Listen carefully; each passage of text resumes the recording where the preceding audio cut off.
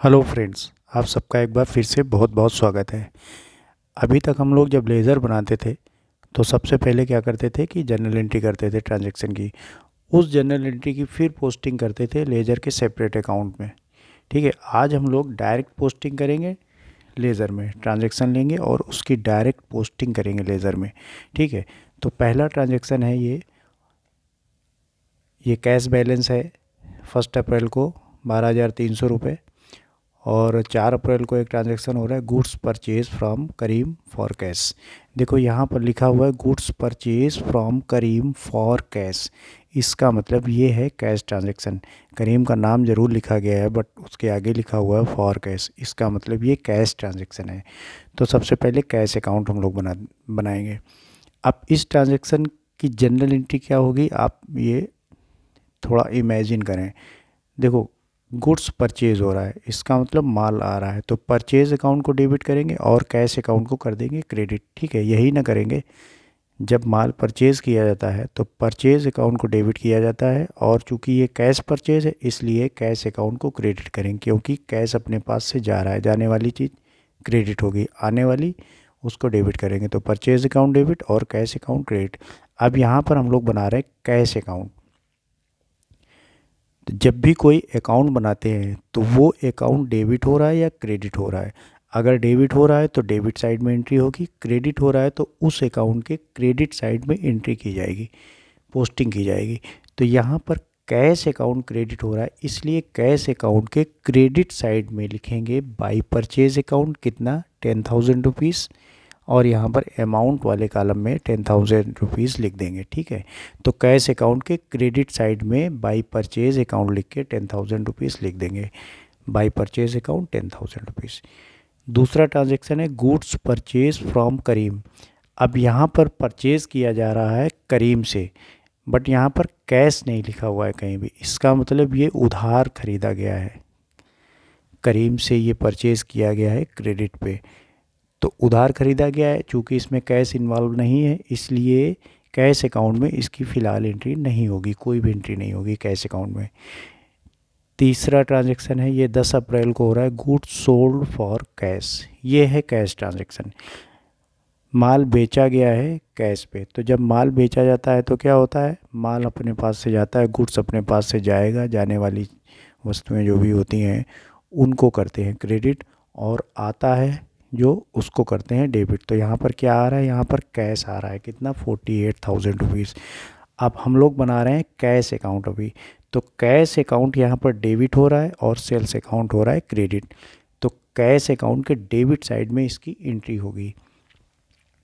तो यहाँ पर डेट वाले कॉलम में 10 अप्रैल मेंशन करेंगे और टू सेल्स अकाउंट लिख के 48,000 रुपीज़ की एंट्री कर देंगे अमाउंट वाले कॉलम में। ठीक, इसके बाद ट्रांजैक्शन है गुड्स सोल्ड टू मेहता। अब यहाँ पर गुड्स सोल्ड हो रहा है और मेहता को सोल्ड हो रहा है, इसका मतलब ये है क्रेडिट, सॉरी, ये कैश ट्रांजैक्शन नहीं है, ये क्रेडिट ट्रांजैक्शन है, उधार बेचा जा रहा है माल, तो इसकी एंट्री कैश अकाउंट में नहीं होगी। Cash paid to Karim 25,000 rupees. यहाँ पर करीम से जो माल परचेज़ किया गया था उसके अगेंस्ट में इनको पेमेंट हो रहा है 25,000 रुपये। ये जो गुड्स परचेज़ किया गया था करीम से 25,000 रुपये का, अब यहाँ पर इनको 25 अप्रैल को पेमेंट हो रहा है। तो जब पेमेंट होगा इसका मतलब कैश जाएगा बिजनेस से, जाने वाली जो भी चीज़ें होती हैं उनको करते हैं क्रेडिट, और जो रिसीवर होता है उसको करते हैं डेबिट। तो यहाँ पर रिसीवर से मतलब नहीं है अपने को मतलब है सिर्फ कैश से। कैश क्या हो रहा है, डेबिट हो रहा है या क्रेडिट हो रहा है, तो यहाँ पर कैश हो रहा है क्रेडिट। तो इसका मतलब कैश अकाउंट के क्रेडिट साइड में लिखेंगे बाय करीम, और कितना हो रहा है 25,000 रुपये। कैश अकाउंट के क्रेडिट साइड में चूँकि कैश क्रेडिट हो रहा है 25,000 रुपये यहाँ पे शो कर देंगे। उसके बाद क्या हो रहा है, 30 अप्रैल को सैलरी पेड की जा रही 8,000 रुपीज़। तो जब सैलरी पेड की जाएगी तो क्या एंट्री करेंगे, जनरल एंट्री, सैलरी अकाउंट को डेबिट करेंगे, कैश अकाउंट को क्रेडिट करेंगे। चूँकि कैश अकाउंट क्रेडिट हो रहा है इसलिए कैश अकाउंट के क्रेडिट साइड में सैलरी अकाउंट लिख के 8,000 रुपीज़ यहाँ पर लिख देंगे। अब इनका टोटल करते हैं। देखो, ओपनिंग बैलेंस कैश का कितना था, 12,300 रुपये। तो कैश अकाउंट में 1 अप्रैल को टू बैलेंस बीडी लिखेंगे क्योंकि कैश अकाउंट का जो ओपनिंग बैलेंस होता है वो डेबिट होता है। तो टू बैलेंस बी डी लिख के यहाँ पर कितना लिख देंगे 12,300 रुपये। फिर उसके बाद ये सेल हुआ है 48,000 रुपये, ये कितना हो गया टोटल 60,300 रुपये। उसमें से जो भी कैश गया हुआ है, जो भी कैश का पेमेंट हुआ है या एक्सपेंसेस में चला गया है कैश, उन सब का टोटल करके ये बैलेंस आएगा आपका कितना 17,300 रुपये। तो कैश बैलेंस, कैश अकाउंट का जो बैलेंस हुआ यहाँ पे 30 अप्रैल को बाई बैलेंस सी डी लिख देंगे कितना 17,300 रुपये। उसके बाद बनाते हैं परचेज अकाउंट। तो परचेज अकाउंट में देखो 4 अप्रैल को क्या हो रहा था, goods purchase from Karim for cash. अब देखो जब गुड्स परचेज हो रहा है तो क्या एंट्री की गई थी, जनरल में एंट्री की गई थी, परचेज अकाउंट को डेबिट किया गया था और कैश अकाउंट को क्रेडिट किया गया था। तो यहाँ पर जब हम लोग परचेज अकाउंट बनाएंगे तो परचेज अकाउंट को डेबिट, परचेज अकाउंट के डेबिट साइड में लिखेंगे क्या 4 अप्रैल को ये आपका टू कैश अकाउंट कर देंगे और 10,000 रुपये दिखा देंगे डेबिट साइड में। उसके बाद परचेज़ हुआ था, उधार परचेज़ हुआ था किससे, करीम से 8 अप्रैल को। तो यहाँ भी डेबिट हो रहा है, परचेज़ अकाउंट डेबिट हो रहा है, करीम का अकाउंट क्रेडिट हो रहा है। तो यहाँ पर हम लोग परचेज़ अकाउंट के डेबिट साइड में ही टू करीम अकाउंट लिख के 25,000 रुपये यहाँ पे मेंशन कर देंगे। इसके बाद तीसरा अकाउंट बनाएंगे, करीम का अकाउंट बना लेते हैं।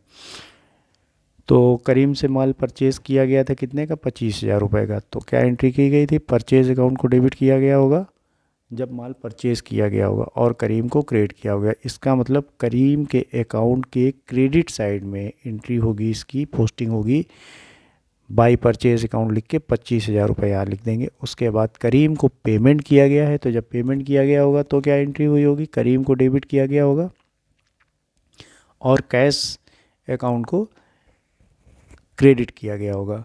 तो यहाँ पर हम लोग बना रहे हैं कि इसका करीम का अकाउंट। तो करीम का अकाउंट चूँकि डेबिट हुआ था कब, 25 अप्रैल को, जब करीम को पेमेंट किया गया था। तो करीम के अकाउंट के डेबिट साइड में लिख देंगे टू कैश अकाउंट कितना 25,000 रुपये। ये हो गया आपका। इसके बाद entries from ledger to journal. अब एक लेज़र दिया गया है और उस लेज़र को देख के आपको जर्नल एंट्री बनानी है।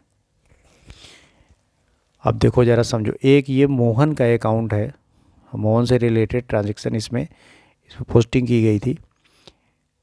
इन ट्रांजैक्शन को देख के, इस लेज़र को देख के, मोहन के लेज़र का जो ये अकाउंट है इसको देख के आपको बनानी है जर्नल एंट्री। ठीक है, तो 3 जून को पहली पोस्टिंग है इस अकाउंट में बाई परचेज अकाउंट 75,000 और ये है क्रेडिट साइड में।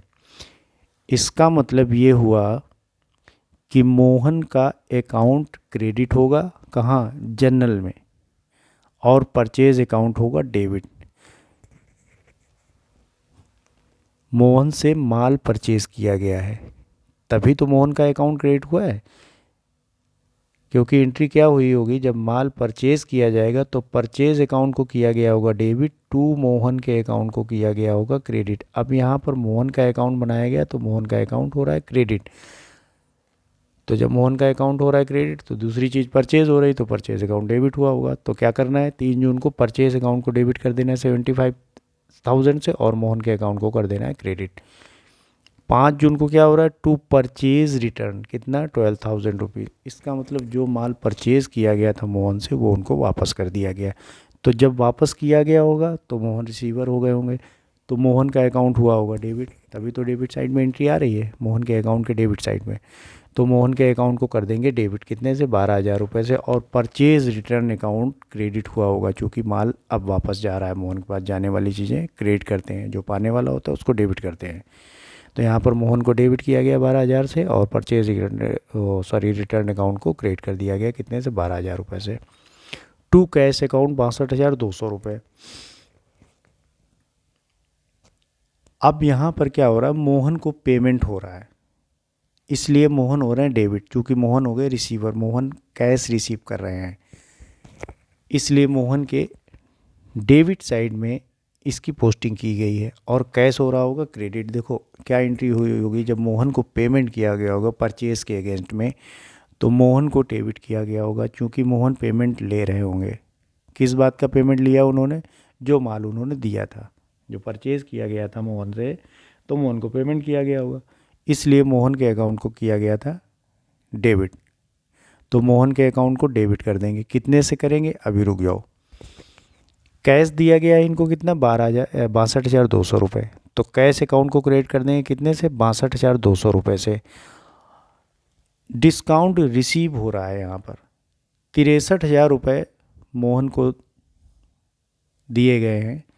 63,000 में से, सॉरी, मोहन को देने थे 63,000 रुपये। पूछो कैसे, देखो 75,000 रुपये का तो माल खरीदा गया था, उसमें से 12,000 रुपये का इनको रिटर्न कर दिया गया था, तो ये वापस चला गया फिर मोहन के पास। तो अब मोहन के अगेंस्ट में लाइबिलिटी कितनी बची, 63,000 रुपये की। 75 का खरीदा था, 12 का वापस कर दिया, 63,000 रुपये एक्चुअल पेमेंट मोहन को करना था।